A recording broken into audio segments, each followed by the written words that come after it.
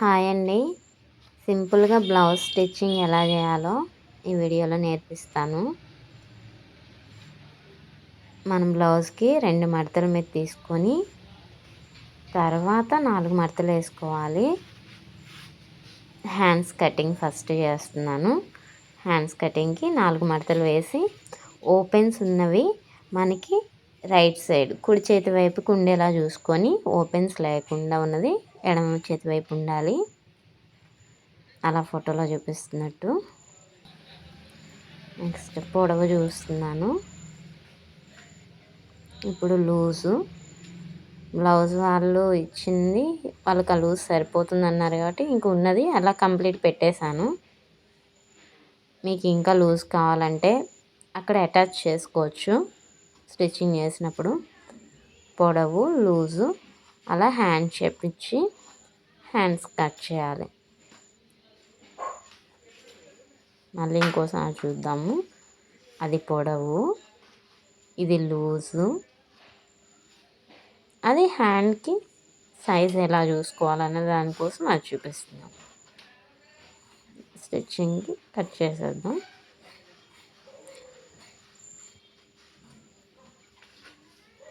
నేను ఇది blouse lining వేయడానికి కట్ చేస్తున్నా లైనింగ్ ముక్క. మీరు బ్లౌజ్ స్టిచ్చింగ్ చేసుకోవడానికి సేమ్ ఇదే ప్రాసెస్ కాబట్టి నేను ఈ వీడియోలో మీకు బ్లౌజ్ కటింగ్ చూపిస్తున్నాను. నెక్స్ట్ బ్యాక్ పార్ట్ కట్ చేసుకుందాం. బ్యాక్ పార్ట్ ఈజీగా ఒక్క 3 స్టెప్సే ఉంటాయండి.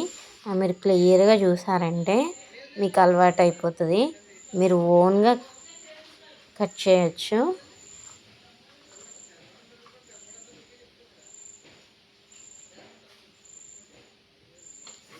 ఫస్ట్ బ్లౌజ్ని అలా సెట్ చేసుకొని కరెక్ట్గా అది తీసుకోవాలి. పొడవు ఫస్ట్ తీసుకోవాలి. 13 ఉందండి. నెక్స్ట్ లూజ్ ఎక్కడి నుంచి చూసుకోవాలి, హ్యాండ్స్ ఎక్కడ అటాచ్ చేస్తున్నాము అక్కడ ఆ చివర్లనే చెక్ చేయాలి. అది 2 మడతల మీద ఉంది కాబట్టి క్లాత్, ఇది బ్లౌజ్లో 1 మడత మీదే ఉంది కాబట్టి దానిలో హాఫ్ తీసుకుంటాం. ఓకే. పొడవేమో 13 ఉంది.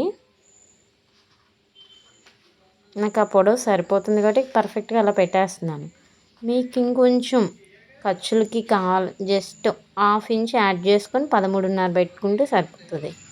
నెక్స్ట్ ఇది లూజ్ ఎంత చూసామో దాన్ని ఆఫ్ చేసి అది గీత మార్క్ చేశాను అన్నమాట. ఓకే. పొడవట్టు చూడాలి. ఎప్పుడు పొడవు అక్కడ పెట్టి చూడాలి కానీ కింద అక్కడెప్పుడు వెడల్పు చూడకూడదండి. ఓకేనా. నెక్స్ట్ బ్యాక్ నడుము ఎంత ఉందో అది కొలుస్తున్నాను. నేను పెట్టే కొలతలు ఎటు సైడ్ పెడుతున్నానో అవి కరెక్ట్గా చూసుకొని మీరు పెట్టారంటే బ్లౌజ్ పర్ఫెక్ట్గా వస్తుంది.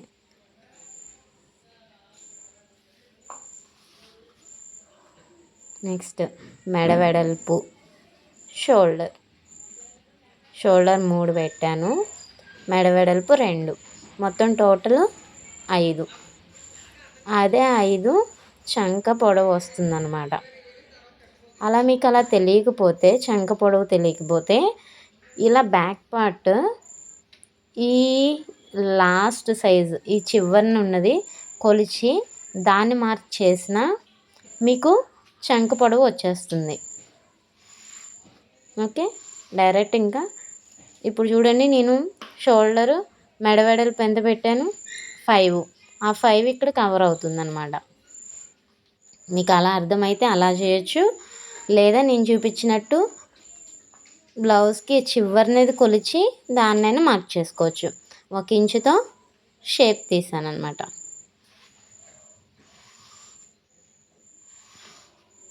నేను స్కేల్స్ ఇవన్నీ పెట్టుకొని మీరు అంత కష్టపడకుండా ఈజీగా సింపుల్గా చేత్తో గీసేస్తూ మరీ ఎక్స్ప్లెయిన్ చేస్తున్నాను.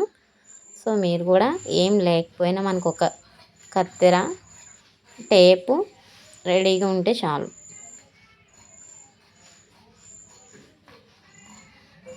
బ్యాక్ పార్ట్ అర్థమైంది అనుకుంటున్నాను. నెక్స్ట్ వీడియోలో ఇంకా సింపుల్గా ఈజీగా అర్థమయ్యేలాగా నేను ట్రై చేస్తాను.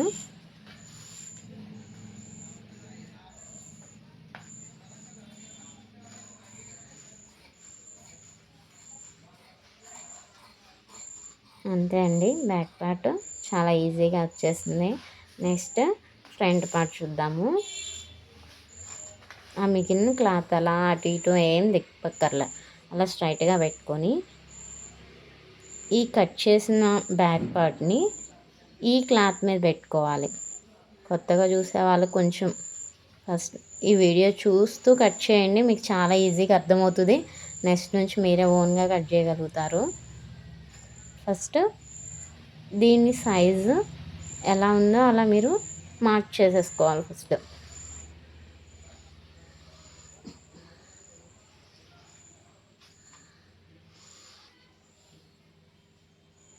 ఓకే, ఇప్పుడు బ్లౌజ్లో ఫ్రంట్ పార్ట్ ఫ్రంట్కే చూద్దాం. ఇప్పుడు చూపిస్తాను.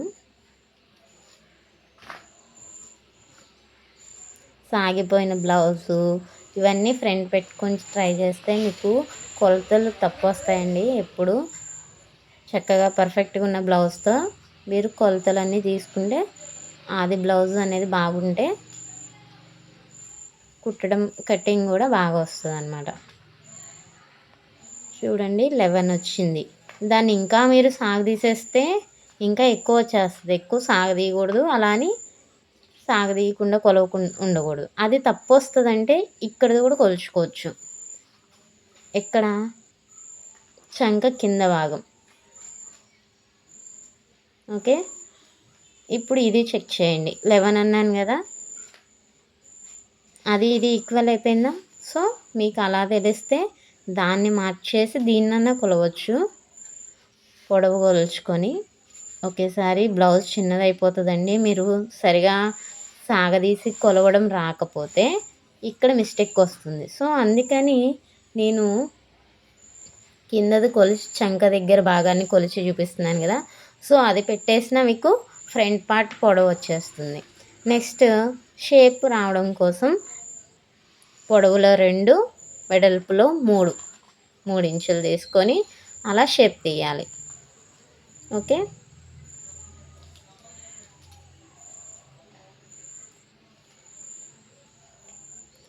ఉక్సులు పట్టి పొడవు చూస్తున్నాను. ఆ ఉక్సులు 4 ఉక్సుల వరకు పొడవు ఎంత ఉందో దాన్ని అక్కడి నుంచి గుర్తుపెట్టుకోవాలి.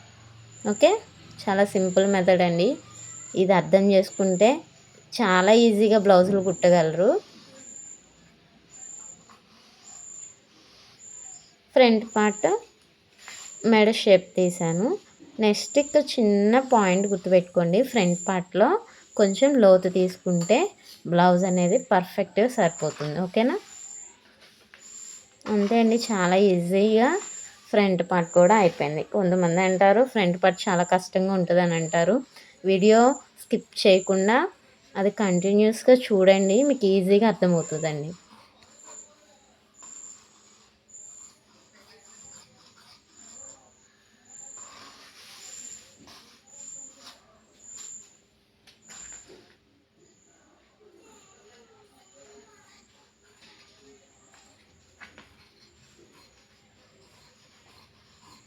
నేను అస్సలు వీడియో మొత్తంలో ఎక్కడ స్కేల్ అనేది యూజ్ చేయలేదు,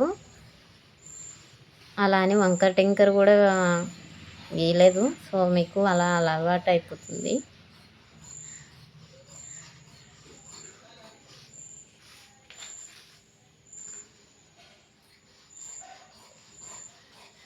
ఫ్రంట్ పార్ట్ కూడా కంప్లీట్ అయిపోయిందండి. ఇంకా బ్లౌజ్లో నా దగ్గర మిగిలిన క్లాత్లో షేప్ పట్టీలు అంటాం కదండి, బ్లౌజ్కి ఫ్రంట్ పార్ట్లో వేస్తాం కదా, షేప్ పట్టీలు అంటాము. వాటిని ఎప్పుడు ఉక్సుల వైపుతే కొలవకూడదు, తాడులు పట్టి ఉన్న వైపుతే దాని పొడవు వెడల్పు చూసుకోవాలి. ఎంత ఉందండి? 9 ఉంది. అదే ఉక్సులు చూస్తే 8 ఉంటుంది. దాన్ని బట్టి మీరు ఎప్పుడు ఉక్సులు పట్టిది కొలవకూడదు, తాడులు పట్టిదే కొలుచుకోవాలి. 9 ఉండేది కదా, ఇంకా ఎక్స్ట్రా అన్నా తీసుకోవాలి కానీ తక్కువైతే తీసుకోకూడదు. 9:30, 9:30 లేదా 10 అలా తీసుకొని షేప్ పట్టీలు అక్కడ వాళ్ళ బ్లౌజ్ ఇచ్చిందని ఆదిలో ఎంత ఉందో దాన్ని బట్టి ఇంకో 1/2 ఇంచ్ ఎక్స్ట్రా పెట్టన్నా తీసుకోవాలి. కానీ తక్కువ తీసుకుంటే ఆ షేప్ పట్టీలు చిన్నవి అయితే బ్లౌజ్ అనేది పైకి లేసిపోతూ ఉంటుంది. సో ఇటు 3, 2.5. సో షేప్ పట్టీ అనేది కట్ చేస్తున్నాను. అర్థమైంది అనుకుంటున్నాను.